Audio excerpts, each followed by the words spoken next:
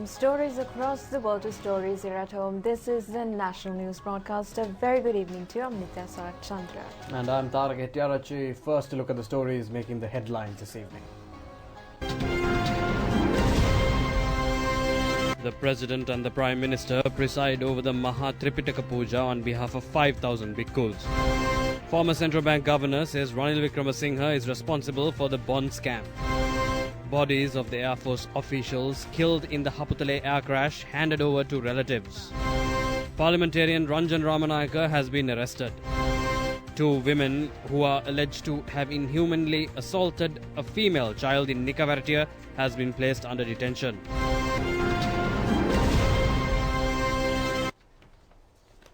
Now, in your top story this evening, President Gotabaya Rajapaksa and Prime Minister Mahinda Rajapaksa have presided over the Dhamma discussion on Vibhajavada and Tripitaka Puja on 5,000 bhikkhus at the Sugatadasa Indoor Stadium in Colombo today. The aim of the event is to hand over pure Buddha Dhamma to the upcoming generation through consolidation of Buddha Sasana. The meeting was conducted under the guidance of Dhamma teacher of Labanuru Kanda Aranya Senasane in Anuradhapura, Venerable Man Kadavala Sudassana Thera, and chief incumbent of the Senasana, Rajakiya Pandita Venerable Kotmale Kumara Kashapa Thera. Discussions were cantered on this occasion on measures to be taken to create a generation of Mahasangha equipped with Theravada Dhamma knowledge and ways to protect the Sambuddha Sasana. It has also been reiterated at the occasion on the need to prevent the destruction caused as a result of giving false definitions to the pure Buddhist teachings. The President and Prime Minister engaged in offering the copies of Tripitaka in digital medium to 5,000 bhikkhus who participated in the event.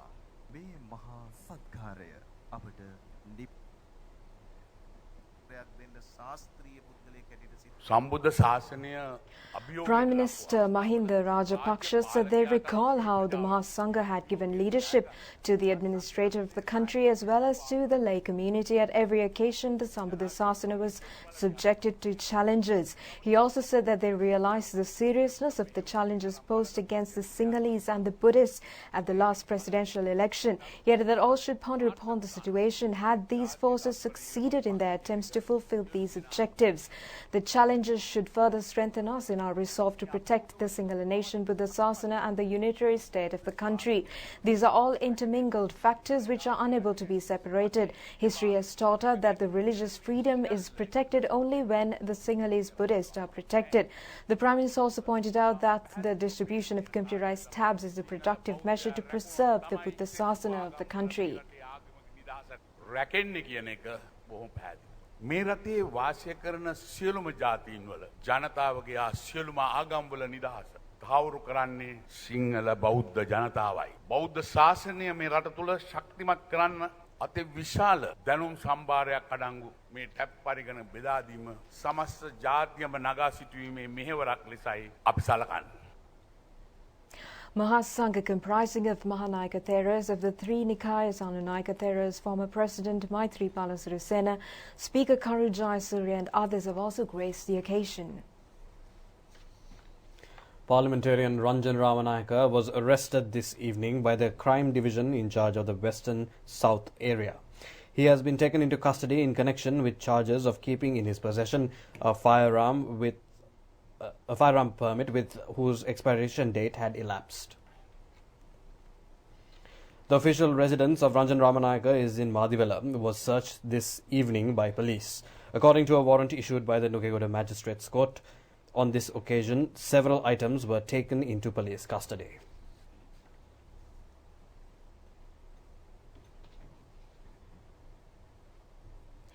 Remains of the four deceased in the Haputale air crash were reported to have handed over to the members of their families upon post-mortem inquiries. Further investigations on the accident are currently being conducted. Bandaravilla Magistrate Kirti Kumburuhena visited the scene of the crash and conducted magisterial inquiries. The magistrate further issued an order to 6 institutions to obtain further information on the accident. The post-mortem was conducted at the Badula General Hospital by a group of medical officers headed by the Judicial Medical Officer and Specialist Physician PWC LS Vaduke. The assistance of the relatives were obtained to identify the severely burnt bodies. The unidentified bodies were recognized through the Air Force data. The bodies were dispatched to the residencies of the killed Air Force personnel by air. Commander of the Air Force Air Marshal Sumangala Dias visited the crash site to conduct investigations. 2 teams comprised of Air Force officials of Katunayake and Ratmalana were engaged today in inspecting parts of the aircraft and clearing the debris.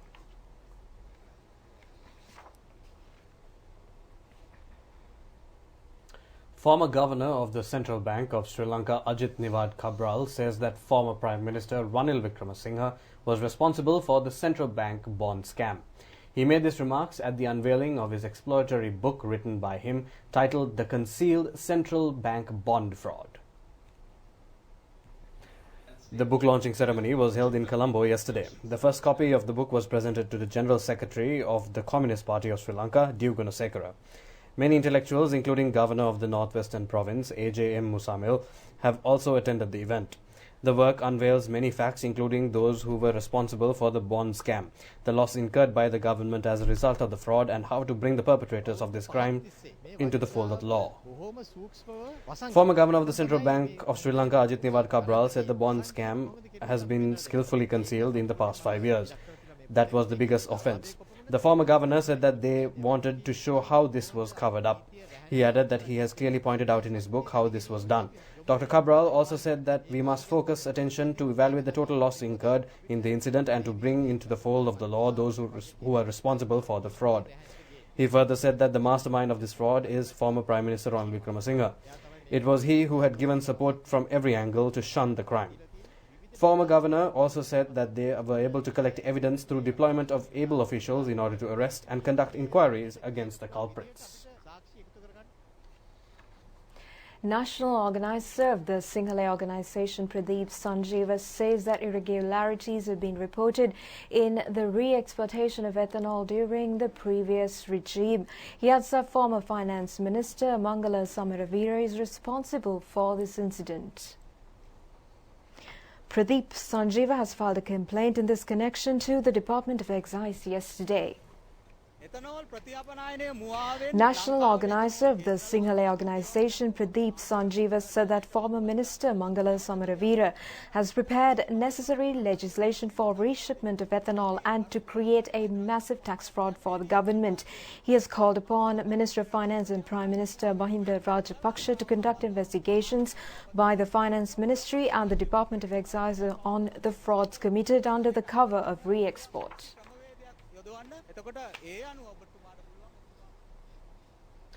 People in Panadura say that a severe, insecure situation has arisen in the town due to the dilapidated condition of the Panadura public market.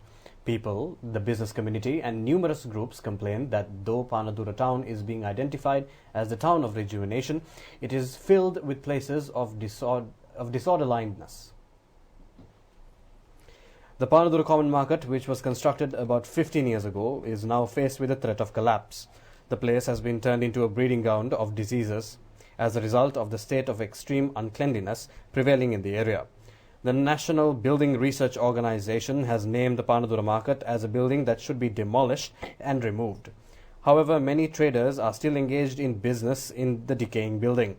The drainage system of the market has been blocked due to refuse thrown in by fish vendors.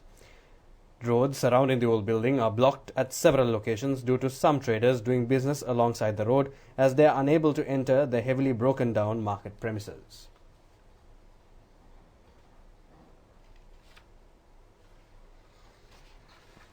Minister Bandula Gunawardena says that the Sandhatama Forest Academy in Nurelia will be turned into a university by fulfilling a pledge given by President Gotabaya Rajapaksa prior to the presidential elections. Now, the minister made these remarks engaging in an observation tour of the institute today. President Gotabaya Rajapaksa at a public rally in Nuwara before the presidential election was reported to have stated that measures will be taken to uplift the education standards of students of the Nuwara district. The president also promised to establish a university in the district in this connection. In order to make this pledge a reality, a discussion to take necessary preliminary measures to elevate the Sandathana Forest Academy into a university were conducted today. State Minister S.P. Dissanayake also participated in the discussion. Minister Bandula Gunawardena said that President Gotabaya Rajapaksa at a mammoth public rally prior to the presidential election in Nuwara said that a university will be given to the Nuwara district, which currently reports a lower education level. The minister also said that another promise of the president has been to implement a national program to open the doors of high education to hundreds and thousands of students who qualify in the GC advanced level examinations but are unable to gain university admission. The minister further said that Sandathan Educational Institute has been engaged in a substantial national endeavour for a long time by presenting diplomas to the qualifying students. However, it has had no authority to award degrees. The aim is to turn the institute into a major state university with international recognition. It will also become a central education centre for the Asian region as well. The minister further said that another objective is to provide high education facilities before the end of this year to students who qualify in the examinations conducted this year.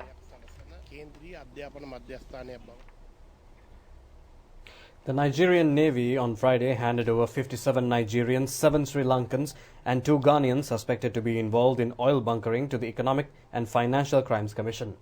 Ministry of Foreign Affairs say that they are trying to officially confirm the identification of the arrested persons. The news agency of Nigeria also reports that 7 vessels involved in the oil bunkering having no valid approval were arrested by the Nigerian Navy between the 3rd and 30th of December 2019. While addressing newsmen after the handing over to the EFCC, the commandant of the Nigerian naval ship, Bearcroft, Commodore Ibrahim Shatima, said the nation would have lost Nigerian dollars 906,250,000 if the culprits had been successful in their operation. Shatima said after diligent interrogation and investigation, most of the vessels were en route to neighboring countries with their illegally acquired products. He added that specifically 4 vessels were going to Ghana while 2 were going to Togo. The Navy Commandant warned that criminals should desist from their acts by pursuing lawful means of livelihood, adding that the Nigerian Navy would not spare any illegality. Prime Minister Mahinda Rajapaksa has visited the Potko Vihare in Demata Malua Kurunagala today. The Prime Minister upon arrival has called upon Chief Incumbent of the Vihare and Chief Judicial Sanganayaka of the North-Western Province, Most Venerable Rekave Ginarathana Thera, and engaged in a brief discussion with the Nayaka Thera. Prime Minister Mahinda Rajapaksa also visited the Bauddhaloka Vidyarthana Piriven Vihare in Kurunagala. He called upon the chief incumbent of the Vihare, Venerable Galnave Dhamma Rakita Thera, and received blessings. Thereafter, the Prime Minister was engaged in a discussion with the Mahasangha on the future development activities of the Kurunagala district. People's representatives were also present at the occasion. The Prime Minister also arrived at the Kalaniya Rajamaha Vihare and inquired on the well-being of the chief incumbent of the Vihare, Venerable Professor Kolupite Mahinda Sangha Rakita Thera. A discussion was also conducted on the organizational activities of the Perahara of the Kalaniya Rajamaha Vihare, scheduled to be conducted this month. The Prime Minister also visited the Manelvatta Vihare in Kalaniya to pay his last respects to the remains of the Anunayaka of the Udarata Amarapura Nikaya, Venerable Dr. Pallevala Sarada Thera. The late Nayaka Thera was also the retired head of the Sariputta National Faculty of Education as well as the Deputy Chancellor of the Sri Nagananda International Buddhist University in Manelvatta, Kalaniya, and also the head of the Sri Sudharma Ramaya Pirivena in Kabilavalla, South Bandaravilla. 2 female suspects taken into custody in connection with the inhuman assault on a female child in Kotavehera in Nikavaratia have been detained till the 16th of this month. The court has also ordered release from custody the father of the child on 2 surety bails. The 2 female suspects and male suspect were arrested by the Kotavehera police station and produced before the Nikavaratiya Magistrates Court. Magistrate Shashika Lakmali Dasanayaka has ordered to detain the suspects. A neighbor was said to have photographed through his mobile phone how suspects were torturing the 13-year-old child in Kotavehera by the father and his wife of second marriage and sister of his spouse. The injured child was admitted to the Nikavaratiya hospital and later on transferred to the Kurunagala Teaching Hospital. Chairman of the Child Protection Authority, Professor Mudita Vidhanapatirana, said that he will directly intervene in the case relating to the incident. Minister of Public Administration Janaka Bandara Tennakon said at a media briefing today that duties of the female Grama Nilidhari involved in the incident have been suspended.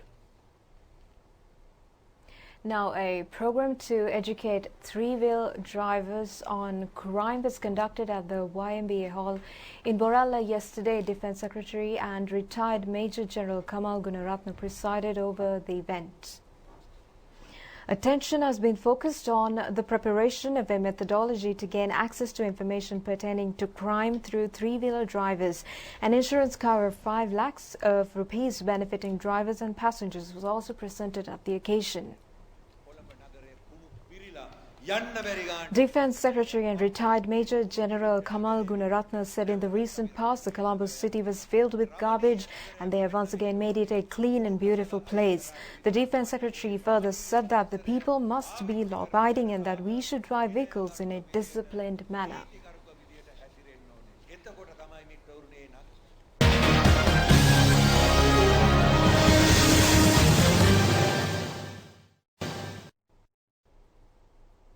And now for your sports news. The Inter-Club 2020 cricket tournament organised by Sri Lanka Cricket has commenced today. The Tamil Union, Air Force, Colts and Kalutara teams have emerged victorious in matches played in the morning. The match between the Army and the Kalutara teams was played at the SSC grounds. The Army, at the end of the 20 allotted overs, has scored 113 runs for the loss of 9 wickets. The Kalutara team has reached the victory target in 19 overs and 3 deliveries with 6 wickets in hand. The Colts team beat Panadura by 32 runs in a match played at the NCC grounds. At the end of 20 overs, the Colts has scored 175 runs for the loss of 7 wickets. The Panadura team was able to score only 143 runs at the end of its 20 allotted overs.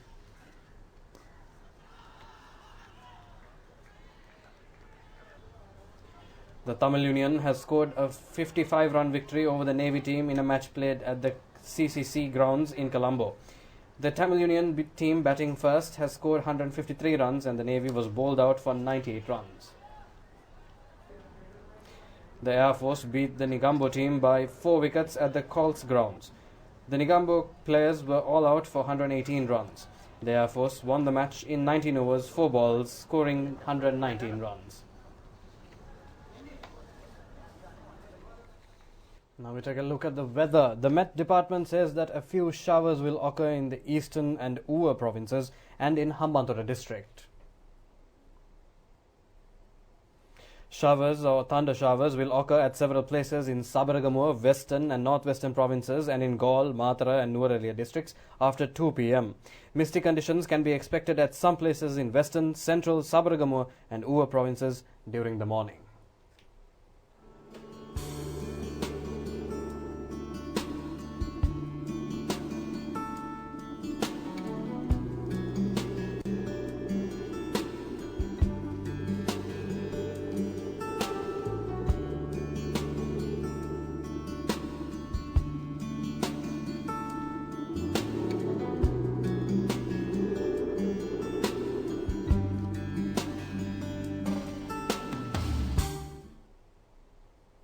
Well, that's all the news we have for you tonight. The national news broadcast will return tomorrow.